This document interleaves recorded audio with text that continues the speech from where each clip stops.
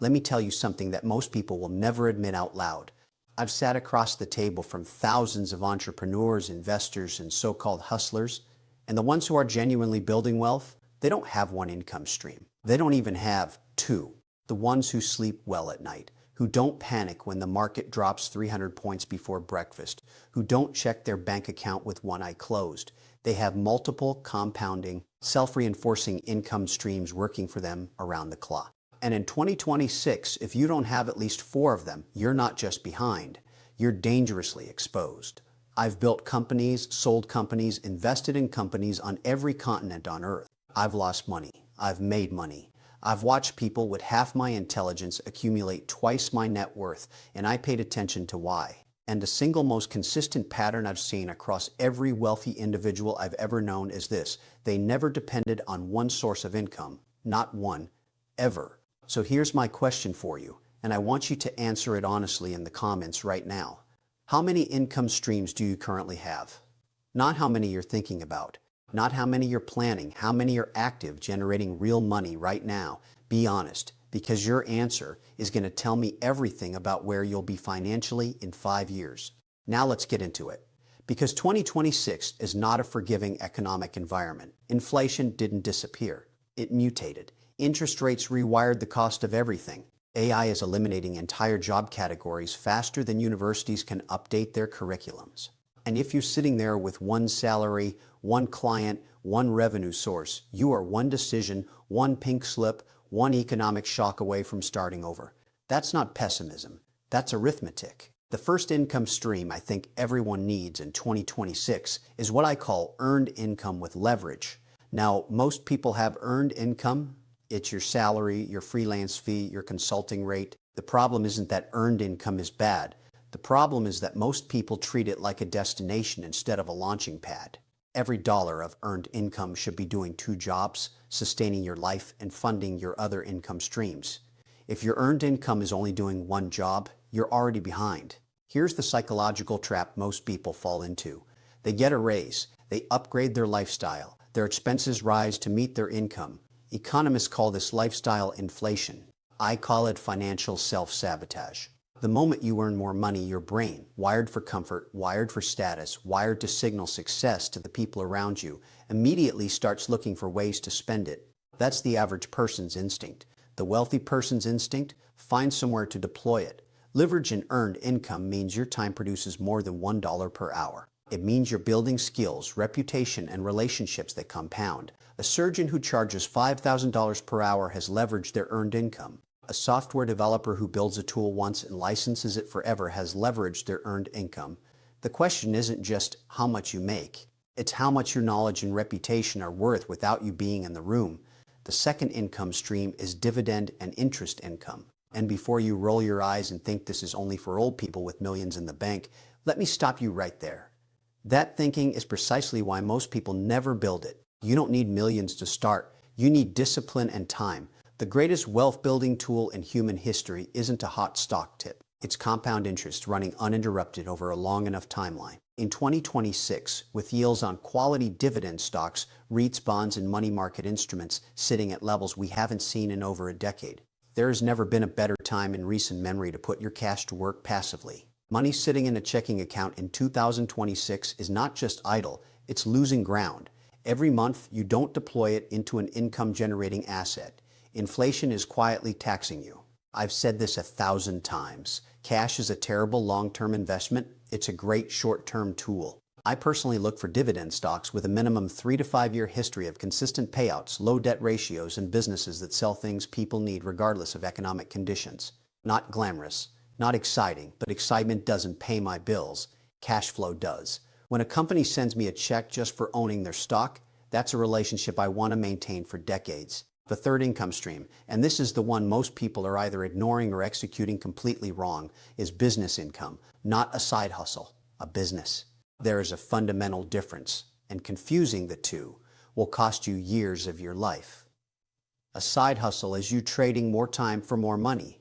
You drive for a rideshare app, you do freelance projects on weekends, you sell handmade goods. Fine, that generates cash. But it's still you, working, producing, delivering. The moment you stop, the income stops. That's not a business, that's a second job with a flexible schedule. A business is a system that generates revenue with or without your constant presence. It has customers, processes, and ideally, repeat revenue. And in 2026, the barrier to building a real business has never been lower. AI tools have eliminated entire categories of cost. You can build, market, and scale a business with a team of 3 that would have required 30 people a decade ago. The tools are democratized. The question is whether your mindset is. Most people don't build businesses because they're afraid of failure. Let me reframe that for you. Failure in business isn't the opposite of success, it's the curriculum. Every business I've invested in that struggle taught me something the successful ones didn't. Pain is data, uncomfortable, expensive, humbling data. But data nonetheless. The entrepreneurs who build lasting business income are not the ones who avoided failure.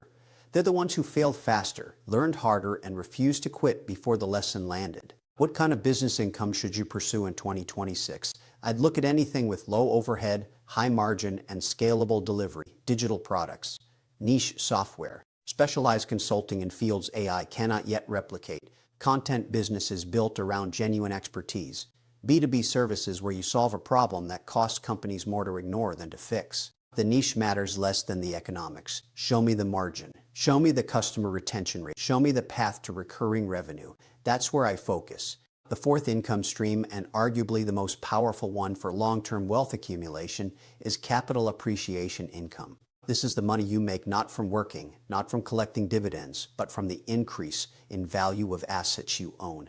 Real estate that appreciates, equity stakes in private companies that grow, index funds that track economic expansion over decades, early-stage investments in businesses that eventually exit. Capital appreciation is patient money.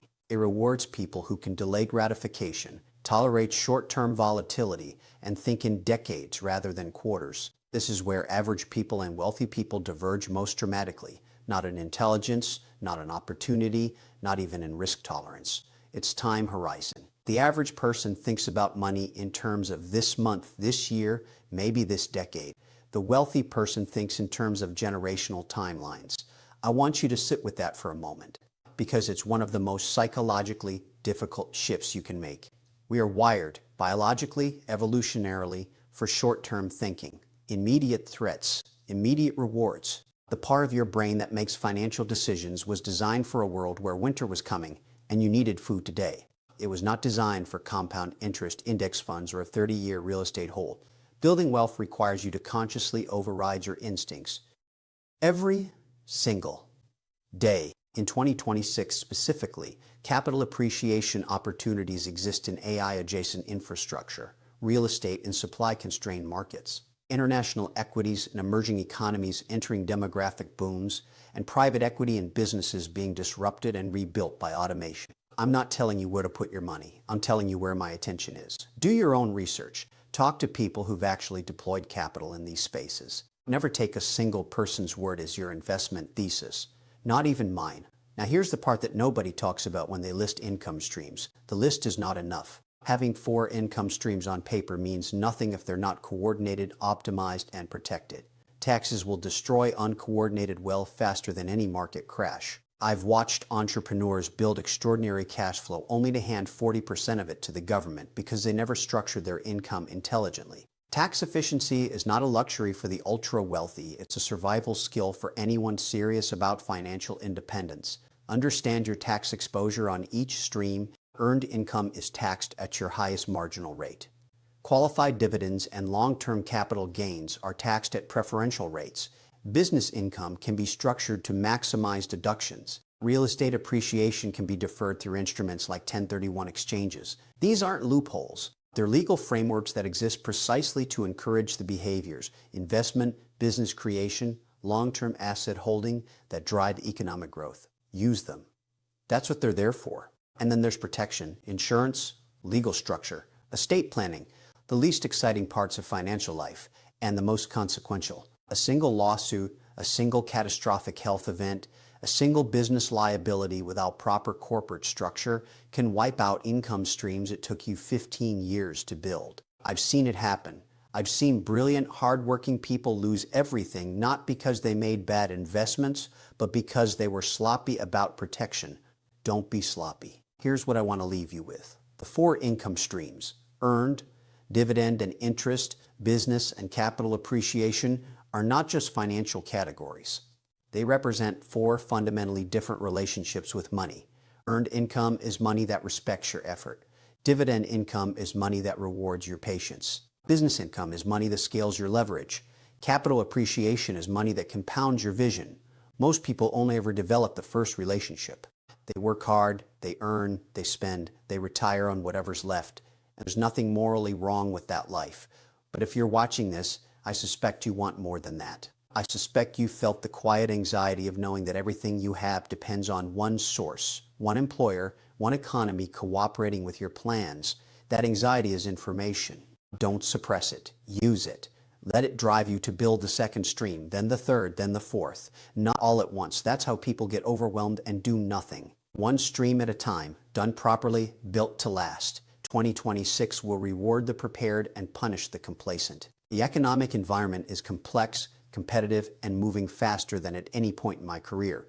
But complexity creates opportunity for those who understand it. And the people who understand it best, who sleep well, who build generational wealth, who never feel truly financially vulnerable, are the ones who stop depending on one income and started engineering many. So go back to that comment you were going to leave. How many income streams do you have right now? And more importantly, which one are you building next? Because that answer, that's where your financial future actually begins.